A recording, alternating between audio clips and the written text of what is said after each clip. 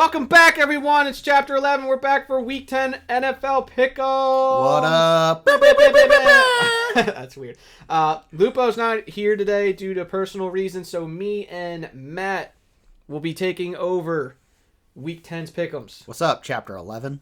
So, last week was absolutely terrible. Those of you who've seen some of these god-awful teams winning, what the hell happened? I'm sorry for your eyeballs. Yeah, anyone who had bets, I'm also sorry for you too. Oh, yeah. Moneyline was a bad place to be. So, record-wise, last week, me and Matt went 7-7, and Lupo with a bad 5-9 week. Overall ratings, it brings me one game behind Matt and Lupo, who are both tied for first place with 80 wins apiece. Woohoo! So, let's get into it. Week 10, NFL Pick'ems. Thursday night, November 11th, the first game of the week will be the Baltimore Ravens versus the Miami Dolphins. Now, we have Lupo's picks. Lupo took the Ravens. So, Matt, why don't you start us off? Who are you going to take in this? I am going to follow suit. I'm going Ravens. I think it's a very apparent pick. If you say Dolphins, I'm going to be very surprised, and we'll start the week with an upset.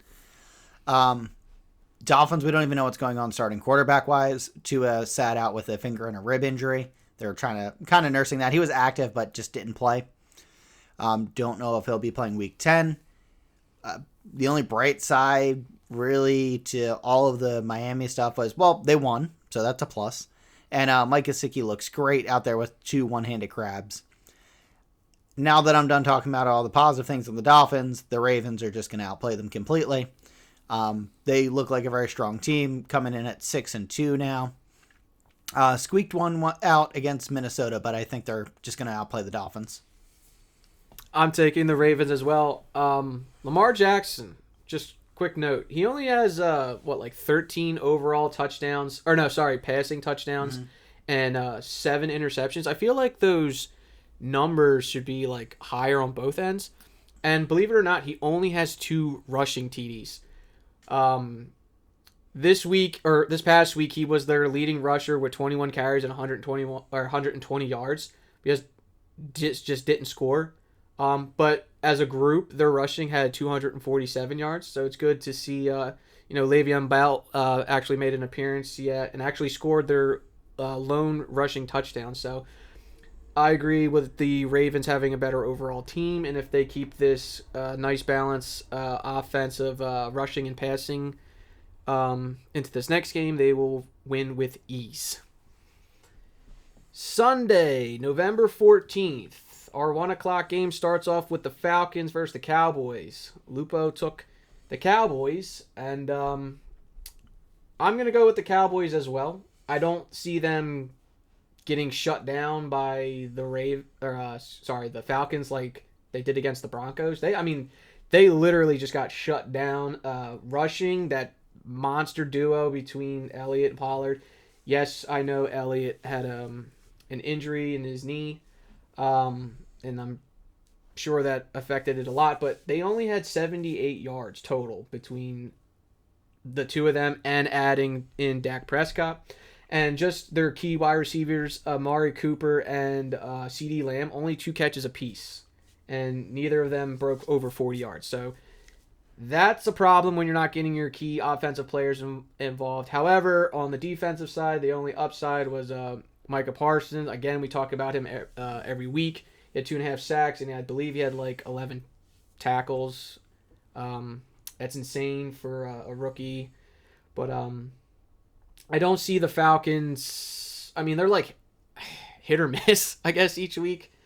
They're 4-4. So, I don't know. They don't do nothing for me. And you know what? Believe it or not, they actually seem like they've been playing better without Calvin Ridley, which is weird. But yeah, I'm just going to go with the Cowboys. Matt? Yeah, I don't know if with the Falcons, maybe they were force-feeding Ridley a little bit and not really spreading the ball around. I don't really know what the situation is there, but hopefully everything with Ridley works through his personal issues and he's able to get back with the team and all. But I don't think they're going to beat the Cowboys. I think the Cowboys win this. I don't think the game that happened against the Broncos is likely to happen again. I think it might have just been a fluke game, maybe some lingering injuries or something, but I think they beat the Falcons pretty convincingly. And that's about it. I got nothing to add outside of that. We touched on Micah Parsons, the rushing attack. We talked about the passing game. Cordell Patterson on the Falcons has been a very, very, very bright spot for them, so I'm happy to see he is getting utilized well. Mm-hmm. But yeah, outside of that, I'm still just taking Cowboys. Following that game, we have the Saints versus the Titans. The Saints just got done talking about the Falcons, had a really close game, playing without Jameis Winston. Have no real stud wide receiver. Alvin Kamara basically getting the load. But the Titans beating up on Rams without Derrick Henry. That was surprising. Yeah. The Titans, not a strong offensive day for them. Like I said, their defense kept them in, Tannehill only 143 yards. And then rushing, I think they had like 6 people touch the ball, and out of all those people, they only had 69 total rushing yards. Nice. However, the one thing I want to touch on, Adrian Peterson. He only had 10 carries for 21 yards, but he did get his first touchdown with the Titans. I'm just happy to see him play. Obviously, he's not in his prime, and you might get really, a few explosive runs here and there, but I don't think you're going to see too much out of him. Julio still non-existent, unfortunately. Only 35 yards and 4 catches, but that's probably the most you've seen out of him probably all year. Yeah, he's a support receiver at this point. He's a wide receiver, low 2, high 3. Yeah, A.J. Brown is the man there. He's their leading receiver with 42 yards and 5 catches, but he didn't find the end zone also. So like I said, I think that was just a Matthew Stafford throwing picks and helping the Tennessee defense look good. So with that being all said, Lupo took the Titans, and the Titans have looked strong. They've beaten the Bills. Mm-hmm. They've beaten the Rams. Uh-huh. There was another big name in there that they beat. The Chiefs. Uh-huh. So I think you're seeing where I'm coming from if you put the... Yeah, that they're not going to beat the Saints. They are going to beat the Saints. Nope. I'm taking the Saints Nope. too. Yep. Saints. Titans. See, you're messing me up. I'm taking the Titans because they are going to beat the Saints. And I am not taking the Titans because they are not going to beat the Saints. Okay. And I thought about it, and I wasn't sure what direction I wanted to go. I think the Saints win this. I think it's going to be... Even being away? Yeah, I'm not worried about that. Okay. I think Tennessee, like you said, benefited from Matthew Stafford being Matthew Stafford, which earlier in the season was a great thing to say. Now he's doing Matthew Stafford things. Well, I think that was his maybe second bad game.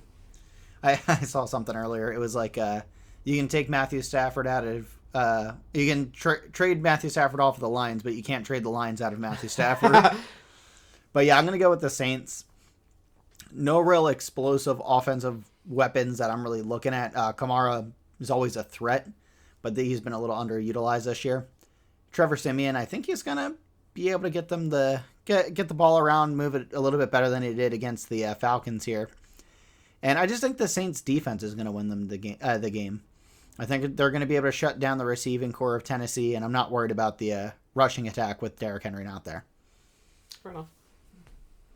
All right, so this next game, the Jaguars versus the Colts. The Jaguars beat the Bills 9-6. Any given Sunday. Yeah, like I said in the beginning of this, if those who actually place the bets, I'm sorry. I'm truly sorry. I think they were giving the Jags 14 points. Yeah. And I'm not the biggest bettor in the world, so I might butcher this, so sorry, bettors who are listening. But that pretty much means if the Jaguars... The Jaguars start the game 14-0. Right. And they just won straight-out money line, which is insane. Yeah. So, like I said, I feel sorry for those who bet because you just got destroyed. Excuse me. Lupo took the Colts. The big three for the Colts. Carson Wentz, looking really strong the last few weeks. Yeah, buddy. 272 yards, 3 touchdowns, no picks. Michael Pittman Jr., 5 receptions, 64 yards, and a touchdown. But the real guy who's turned it around and has been an absolute stud the last few weeks is Jonathan Taylor. 19 carries, 172 yards, and 2 rushing touchdowns. Woo! That is a great stat line. I mean, yeah, they put up 45 points against the Jets, but still, I'm not going to take nothing away from him. He balled out, straight up. Now, I'm going to pass this off to Matt, because Matt has something to tell you about the Bills and the Jacksonville real fast, and then we'll get into the picks. If you have not already heard about the Josh Allen Bowl, let me tell you. So, quarterback Josh Allen on the Buffalo Bills, and there is a defensive player, Josh Allen, on the Jaguars. Defensive Josh Allen sacked, tackled, intercepted, and recovered a fumble, all from offense, Buffalo Bills, Josh Allen. That is absolutely wild. There was a graphic that came on the screen after the first sack, and it's like, oh, first time in NFL history this has happened. This is probably the first and last time in NFL history that all 4 of those things happen. That being said, I don't think that gives them any momentum going in against the Colts, and I think they get smoked. Mm-hmm. I think the Colts win this AFC South matchup. Don't know what happened to the Bills. Don't really care. Don't think the Jaguars are winning in this game at all. I'm taking the Colts as well, due to the fact that I believe that a few weeks ago when Matt wasn't here, you jinxed the Bills. You said they weren't. Oh, I did. You said I killed them. I'm so sorry, You Buffalo. said that they weren't going to lose a single game, and yet they are now 5-3. Have they won since then? I think they won one, maybe? No, because they were 5-0, right? They were undefeated. Then they went on a bye. Right? Or something. No, they had like one loss going in or something. I'm so sorry, Buffalo. Oh, no. Yeah, they had one loss. Yeah. And then they lost the next 2, and they had their bye, I believe. Oh, I insulted. Yeah, so Matt basically jinxed the Bills. No. They lost to the Jags. I should have saw that coming. I completely forgot about it until now. But, yeah, we're all taking the Colts just because I feel like the Jags still suck, and they just got lucky. The Browns versus the Patriots is up next. We have Lupo taking the Patriots, Ooh, Mac Jones. So I've never tried this before, but I'm going to try my best Lupo impression. Yeah. And I'm not good at impressions. Go ahead. Jesus.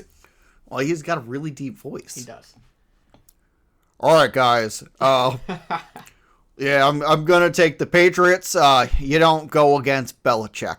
I said it before, I'll say it again. You don't go up against Belichick. You sound like the guy from Family Guy in the wheelchair. Oh, Joe? Joe Swanson? Yeah. I think Swanson's yeah, so that was terrible. Lupo took the Patriots. Nick Chubb is out with COVID as of now. Mm-hmm. But Matt, he is eligible to come back if... Yeah, there's a chance he can play. It's kind of far-fetched, but it's early in the week. So if 24 hours between the test, Nick Chubb can have 2 negative COVID tests, he will be eligible to play on Sunday because he is vaccinated. The likelihood of that all playing out is probably pretty low, and I would expect to see Dearness Johnson getting the start. Kareem Hunt's still on IR, so I expect him to miss this game. And I apologize to the other running back. I cannot remember his name. The 4th string running back also had a positive COVID test. So he's also vaccinated and same rules as Nick Chubb. So expect a lot of Dearness Johnson. So you're taking the Browns? Oh, yeah. Yeah, I'm definitely taking the Browns. Okay. Mac Jones has been looking a lot better, though, on the Patriots.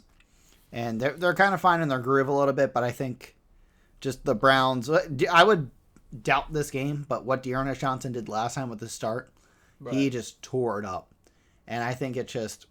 whoever the running backs coach is in Cleveland needs the biggest raise you can get as a running backs coach. And the receiving attack was meh, but they didn't really need to run the ball at all. I mean, throw the ball at all. And now with Odell not on the team, I'm curious to see if there's a little bit more chemistry. I don't know what the whole background is. I don't think anyone will. but I'm definitely going to go with the Browns here over the Patriots. Everyone on ESPN and all that stuff were saying that the Browns are just play better because OBJ is gone. Now, I don't think of like. I mean, I could see, yeah, Baker Mayfield and Odell having like drama, but like the whole team just rallied behind Baker after getting rid of Odell. Yeah, it's kind of weird. It's kind of weird. Hey, I mean, you beat up in my opinion, that's my Bengals team. You beat up a strong Bengals team, made them look like they're not strong at all. Look, they have 4 losses now. Yeah, they were. I mean, when we get to the Bengals have a bye, so I guess I'll just talk about it real now. But whenever the Bengals, Joe Burrow to be exact, has turnovers, they just get destroyed. Yeah, and it seems to be just like him. Anyone else like fumble the ball, no problem. He fumbles, throws a pick. Obviously he has more chance to turn the ball over because the ball's in his hands all the time. But, yeah, they got smoked. However, I am not going to take the Browns. Woohoo, I'm alone. Due to the fact that, like, yes, I think Johnson will have a decent running game if Nick Chubb does not play because of COVID. However, I just don't think that.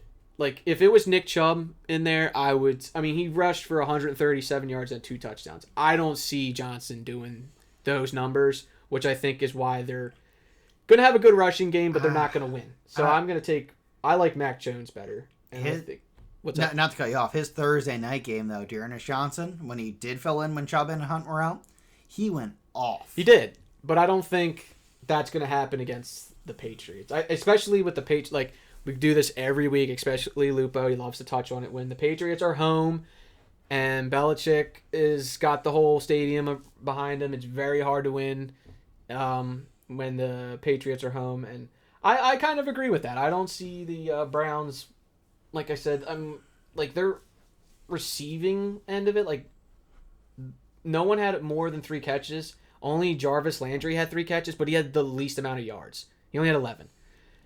Like, he spread the ball around great, but I think that whole game, like, I think it's like the Bengals just turn the ball over too much. If you play a straight up game against the Bengals, they're not getting smoked. And going against the Patriots, who've looked pretty decent the last few weeks, I guess. I mean, they're 5-4, but so are the Browns. So. Yeah. Like I said, I like Mac Jones. I like Belichick better. The Browns team, I've rallied behind them, but with all their main receivers out, running backs out, I don't see them pulling a win out against the Patriots. Up next, we got the Bills versus the Jets. Lupo took the Bills. Like I said earlier, the Bills lost to Jacksonville 6-9. Just turnovers for the Bills killed them. And the Jets, without Zach Wilson, the Jets, they're still losing, but they're putting up a lot more points. So I guess maybe that Jets team feels a little bit more comfortable with a different quarterback. So let's get into it. Matt, who you taking? I don't want to pick the Jets, but I feel like I owe it to the city of Buffalo to reverse the curse.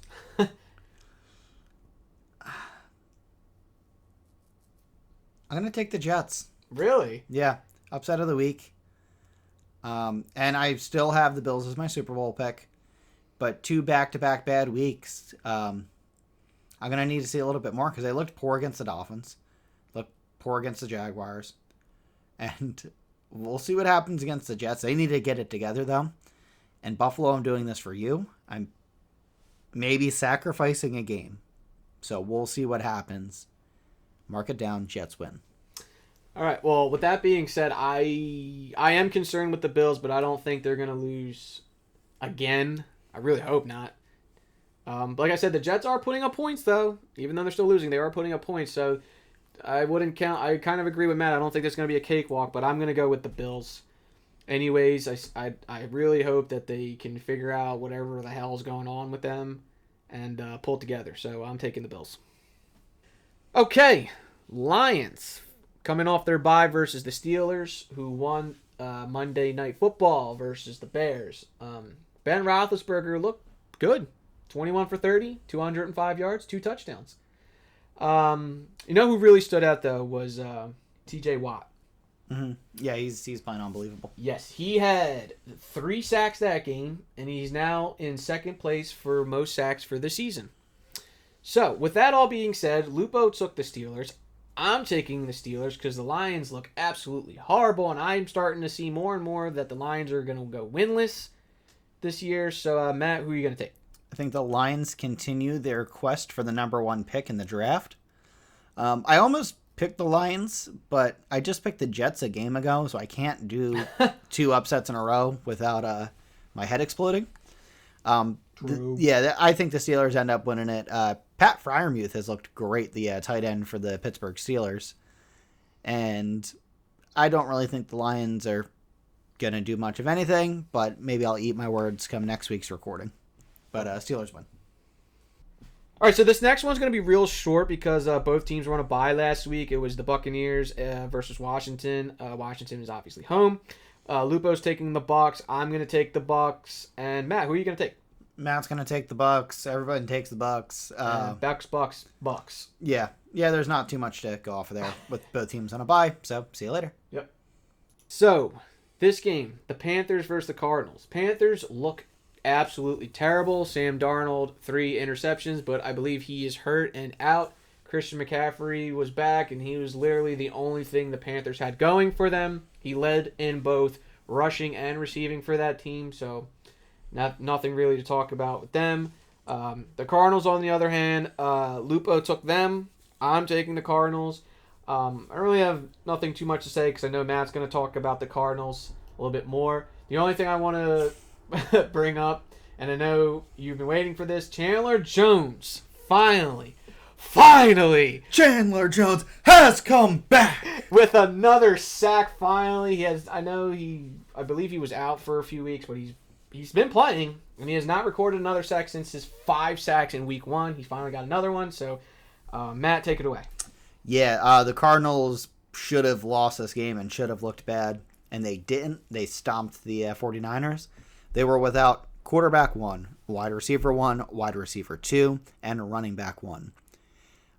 I don't know what the 49ers needed to do to win this game at that point, but it's crazy. The Cardinals, we've been talking about them a lot on the show, and I've talked about them earlier in the season as Super Bowl favorites, and they're owning it, man. They look great. Even with Colt McCoy in there, James Conner was an absolute stud at running back. Injury updates, Chase Edmonds is expected to miss a couple weeks with a high ankle sprain, which James Conner will get more of the running load there. Not sure what's going on with Kyler Murray yet. Not sure if you should expect to see him week 10. Same with AJ Green and DeAndre Hopkins. But I don't care what team the Cardinals puts out there. They're going to beat the Panthers by a lot. I think the Panthers look bad. Unless PJ Walker puts this team together, which I don't really see that happening this week. But yeah, I don't think this is going to be any type of a contest. The Cardinals are just a much better football team. The last game was the first 4 o'clock games. I forgot to mention that just because the Panthers suck so much. I forgot. Sorry. The second game for 4 o'clock will be the Vikings versus the Chargers. Lupo took the Chargers. I'm also taking the Chargers. I think the only reason the Vikings were somewhat close in their Baltimore game was due to the fact that they had a touchdown on special teams and they had 2 picks. And I believe one of those might have been a pick 6, if I'm not mistaken. No, they were both just picks, but You might be thinking of the, was it kickoff return for a touchdown? They had a punt they had a kick return. Yep, kick return for a touchdown. Yes, but the 2 picked obviously helped with field position, which helped them score. Like I said, Kirk Cousins, don't like him, but he did play good. You hate this man. I just don't. I don't know. He does nothing for me. Dalvin Cook had a good game. Justin Jefferson had a good game, but other than that, the Vikings don't really have nothing for me. The Chargers, on the other hand, play the Eagles. Justin Herbert, 356 yards and 2 touchdowns, no picks.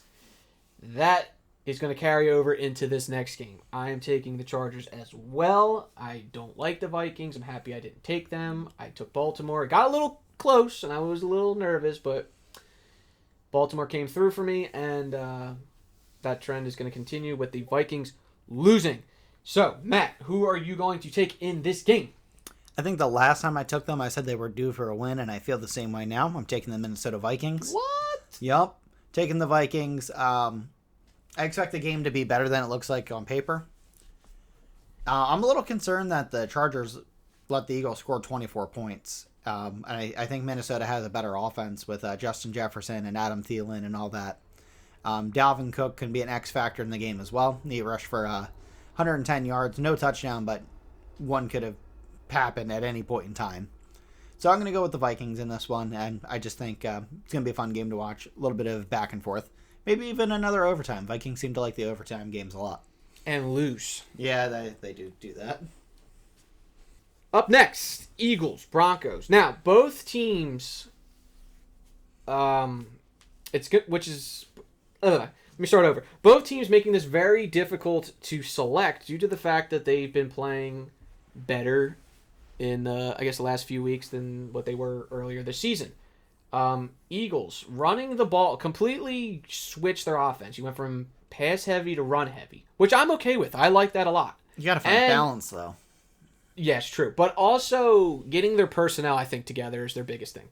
Jordan Howard, who has been on the team on and off for, a few years now, hasn't really played much, especially, Miles Sanders being the number one, which I am definitely agree that he is the number one guy there. However, I think that Jordan Howard should be your number two. I think you should have a little case of, Matt just told it to me, a little thunder and lightning, have one bigger guy and one more agility guy, to give you different run packages and stuff and that to keep the defense guessing. I don't like that you have all these small running backs who are, they're fast and everything, but you get hit once, they're down. Jordan Howard is that bruiser. He can get, push the ball a little bit forward when he gets after the first hit. So I think they need to mesh Jordan Howard in with Miles Sanders when he comes back. Devonta Smith definitely being the receiver that the Eagles were hoping him to be. 116 yards and a touchdown. Jalen Hurts only thrown the ball 17 times, but he made it count. But unfortunately, they came up short and they lost. The Broncos now just shut down a strong, high-powered Cowboys offense. They looked great. What I really want to point out is Denver's rushing. Williams and Gordon had a combined 190 yards with 2 touchdowns. Teddy Bridgewater having the one of the 2 rushing touchdowns. That is insane. I don't think they've done that all year. Like, they had, they split those 2 guys well, but I think that's, the first time they both just went off. Teddy Bridgewater had -1 rushing yards for a touchdown on 3 attempts, which is just mind-boggling. Yeah. But, like I said, that was the first time I think those 2 came together as a group. And if they can keep that going, that's another running back duo that we have in the league that can be dangerous. So, Lupo took the Broncos. Matt, who are you going to take in this one? I'm going to take the Broncos, too. I don't think the Broncos are what they showed they were against the Cowboys. I think they're just going to be inconsistent all year. Kind of like we were talking about. They started the season 3-0, and now they're 5-4 after beating Dallas. So, I'm sorry. No, they're 6-4 now after beating Dallas. Yeah. Oh no, that would be 10. This is 9, 5-4, right? Did they have a bye? I don't know. I don't know. It says 5-4. Whatever it is, the Broncos have an identity crisis. Some games are good, some games are terrible. This is going to be a game where they're good. I think that rushing attack is going to beat up on the Eagles a little bit. And then it's going to open up the passing game for Jerry Jeudy, Tim Patrick, and all the Broncos receivers there. The Eagles, like you were saying, I like that the rushing attack is going. They just have to find a little bit more balance. And they need to just maybe spread the ball around a little bit more, too. They only had 4 receivers get involved, one of them being tight end Dallas Goedert. But we'll see what happens. I'm going to go with the Broncos. I'm going to go with the Broncos as well, just for this simple fact. So the fact that the Cowboys have a better rushing game, and they got completely shut down by the Broncos last week, and now the Eagles are just starting to get their rushing together, and they have nowhere near the running backs that the Cowboys have. If the Broncos shut down the running for the Eagles lose. Yep. And I feel like they're just now getting into it, and they, like I said, they don't have the same talent-wise as the Cowboys do, as far as, like, Zeke and Pollard. So if that trend continues into this game, then the Eagles are going to be forced to throw a million times again, and as you've seen in previous weeks, that never works for them. So with all that being said, facts are facts. I'm taking the Broncos. So this next game is kind of confusing because Aaron Rodgers for the Packers is on a COVID list, and since he's not vaccinated, he has to wait a 10-day quarantine period and then pass a test saying that he's negative and that he also has no symptoms. That day is actually Saturday, the day before the games, so we won't know. So doing this recording previous to that, we kind of have to go on assuming that I guess he's going to pass. I don't know. I guess Lupo is having high hopes that he passes because he took the Packers. By the way, it is the Seahawks versus the Packers. Russell Wilson is making his return this week. Yeah, I don't know. This one's hard because one quarterback's coming back for sure, and the other one, who's that heart and soul of that team as of right now, is unsure. So, Matt, what is your thoughts, and what do you think? Who's going to win? Yeah, it's a tough game to call. I hope Rodgers plays. With Rodgers playing and Russell Wilson assumed to be back, this should be a really, really fun game to watch. It's always a battle with these two teams. The Seahawks, Chris Carson, their running back, is also expected to practice on Wednesday. So if he practices Wednesday in any type of capacity, I would look to see if there's an upswing towards Sunday and if he actually ends up playing. All that being said, regardless of Rodgers or not, I'm going to go with the Seahawks and Russell Wilson's return. I think Ross is going to have just a kind of a fire to come out with and come out slinging the ball to DK Metcalf, to Tyler Lockett, and moving the ball pretty well. The rushing attack only gets better if Chris Carson comes back. And like I said, I hope Rodgers plays because this is going to be a fun game as a football fan. I'm just going to give the Seahawks the upper hand, though. Now, I love Russell and I love Aaron, both two of my favorite quarterbacks in the league currently. Now, if I knew 100% that Aaron Rodgers was not going to play on Sunday, I would definitely take the Seahawks because the Packers struggled big time without him. They only had 7 points. But if he plays, then it's such an interesting game. I kind of want to go with the Seahawks just because everything's pretty much guaranteed for me right now. But if Aaron Rodgers plays, though, I feel like they're going to win. But I have to make my pick so early in advance just because it's the only time we have time to get together. And I wish I could make it at the very last second, but I can't. I think I'm going to go with the Packers in hopes that Aaron Rodgers makes his return. And I think if he does return, he's going to be pissed off because I know everyone's been giving him a lot of crap about not being vaccinated and sitting out, even though when he's most likely telling everyone that he's fine, he's just tested positive. What are you going to do? So yeah, I'm going to go with the Packers in hopes that Aaron Rodgers plays, but I still think it's going to be a really good game with hoping in the fact that both quarterbacks start that day. Prime time. Yeah, Lupo's not here, so we needed a prime time. Chiefs versus the Raiders. Chiefs look terrible. Raiders look terrible. Chiefs only put up 13 points against the team without Aaron Rodgers. And then the Raiders just shot themselves in the foot against the Giants team, who likes to shoot themselves in the foot. Lupo took the Raiders. Raiders last week seemed to have killed themselves with turnovers. Derek Carr threw 2 picks, and I know there's I think 2 fumbles out there, and I know they definitely lost the one. Josh Jacobs had a decent game, 13 carries, 76 yards, no touchdown. No one found the end zone except for Hunter Renfrow, who has been their quiet receiver who produces each week. Nothing explosive, but he gets catches and he gets yards for them, which is great. So Matt, who are you going to take in this week's primetime game? In this primetime game, my key position to watch. I want to see the tight ends on both teams. Travis Kelce, arguably best tight end in the league. Actually, maybe not even arguably the best tight end in the league. Darren Waller, up and coming, looking to chase after him, get that crown. So I think that's going to be a fun back and forth potentially, but I'm going to go with the Chiefs.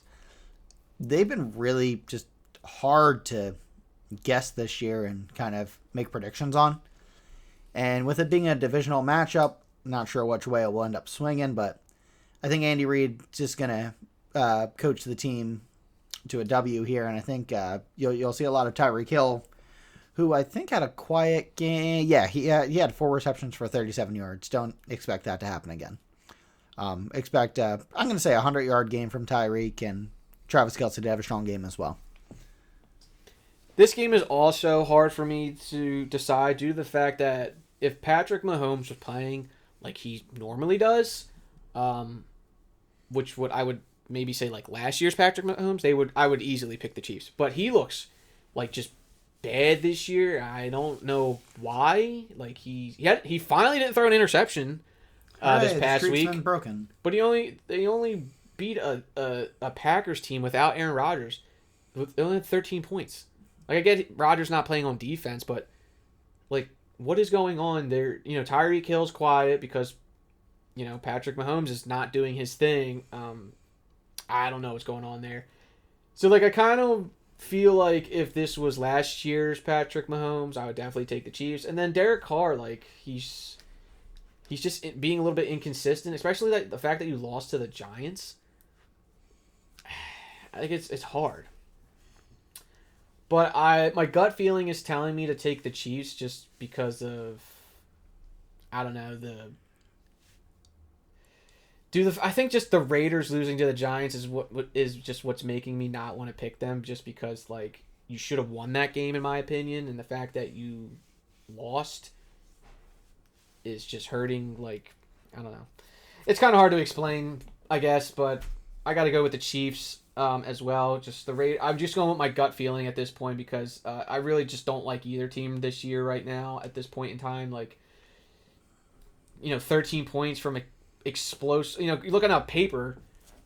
Kansas City's team is like fire, and so is the Raiders, and yet they're only putting up 13 and 16 points. Yeah. So that's weird for me. I can't believe I'm like seeing these.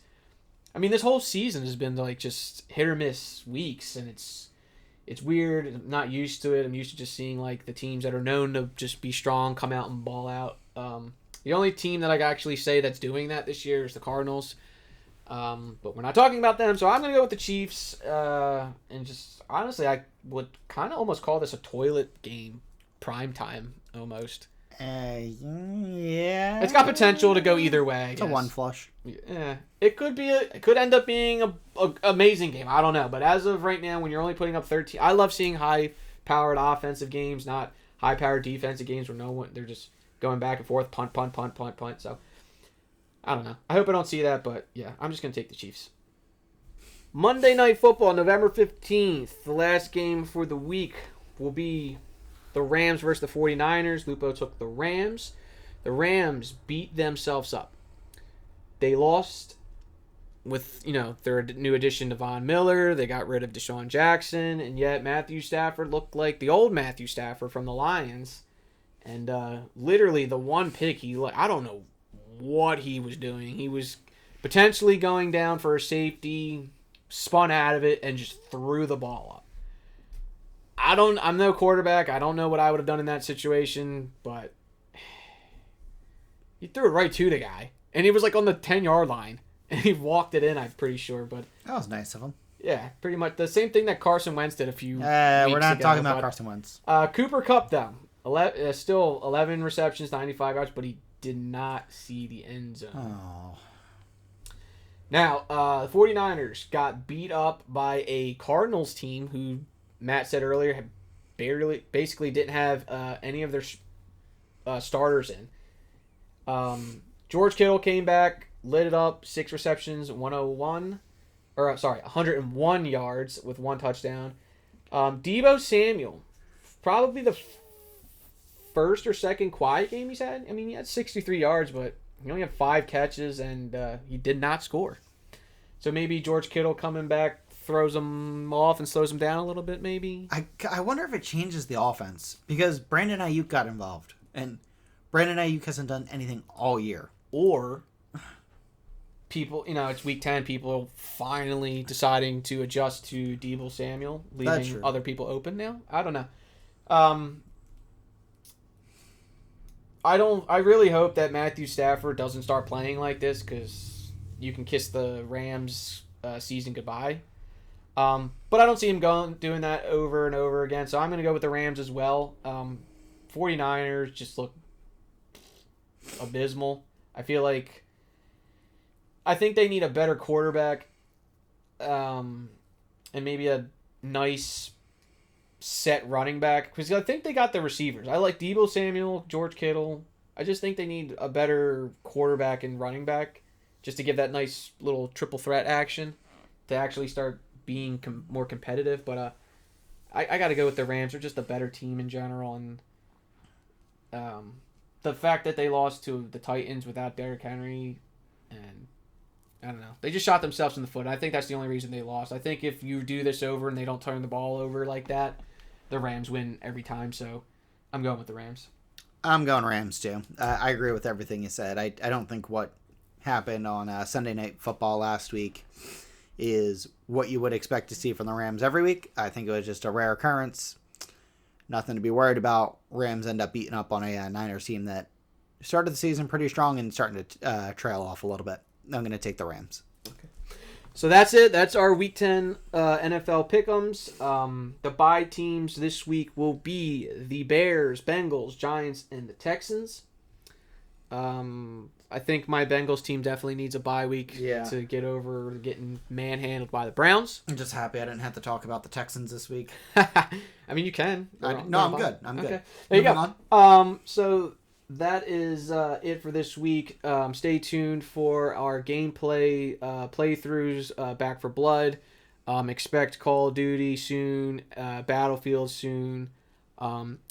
Lupo, I believe, wants to do a drift tutorial in Forza for those of you who are interested in that. Stay tuned for that. That might not be for a while, though, because he said he was going to put a lot of effort into that, so I hope you guys enjoy that when that does come out. Stay tuned for more stuff later on, possibly this week. More Back for Blood episodes, like I said. If you guys want to follow us in any of those videos, make sure to leave comments. If you guys want us to play any specific game, let us know. We'll give it a shot. Hey, it might end up turning out to be a great game. I don't fucking know. So like I said, just one quick thing. What is going on with the NFL this season? So many teams are just hot and cold, and it's just, I feel like I haven't seen this trend in a very long time. And it's weird. I know this is NFL, but I actually kind of see the trend in basketball too. And I know it's real early in the season, but there's teams that are usually like bad that are just like good. And I know you get you pick up off-season people and this and that, but there's teams that have the same roster, and they just are, all of a sudden they just mesh together, and now they're just playing good. And I don't know, it's just weird to me. I don't know if you have any thoughts on that. Yeah, I don't know. It's been weird, just sports all around with that. But yeah, I don't know if COVID precautions have anything to do with it, like modified practice schedules or anything like that. But something's different this year, which is kind of nice. Like, people that are normally not contenders are now contenders. Right. But yeah, it's harder to call games. Oh, yeah. And it doesn't make this job any easier.